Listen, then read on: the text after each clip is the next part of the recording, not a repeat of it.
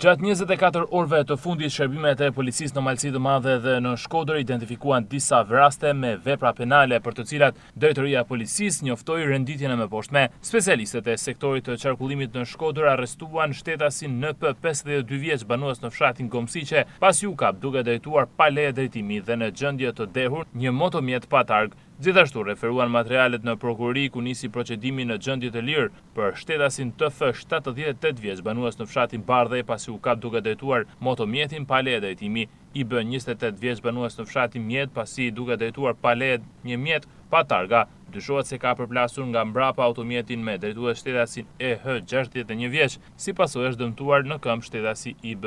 Me datën 1 mars në aksin rrugor Koprik Tamar, një 32 vjeçar banues në fshatin Dobraç duke drejtuar motomjetin ka humbur kontrollin, është rrëzuar dhe për pasojë është dëmtuar. Ai po merr mjekim në spital dhe është jashtë rrezikut për jetën. Specialistët për hetimin e krimeve në policinë e Shkodrës referuan materialet në prokurori ku nisi procedimi penal për shtetasen PS 49 vjeçe, pasi nga kontrollet e kryera në bashkëpunim me OSHE-n u zbulua se në banesën e saj kishte lidhje të paligjshme për furnizimin me energji elektrike. Gjithashtu janë kryer veprimet procedurale të ndalimit të shtetasve. PK 20 vjeç banues në fshatin Luars, SK 19 vjeç dhe DSH 20 vjeç të dy banues në fshatin Pulaj, AP 46 vjeç dhe SK 44 vjeç të dy banues në fshatin Torovic, PM 60 vjeç dhe AM 30 vjeç të dy banues në fshatin Baks Rjoll për veprat penale, shkatrimi pronës, kundërshtimi punonjësit që kryen një detyrë shtetërore ose një shërbim publik dhe plagosje rënd me dashje.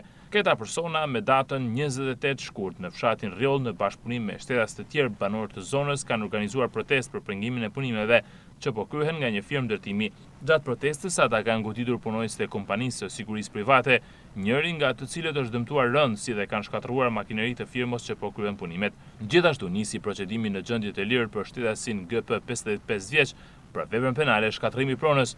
Për gjitha këto raste, materialet procedurale ju referuan prokurorisë pranë gjykatës së shkallës së parë në Shkodër për hetime të mëtejshme.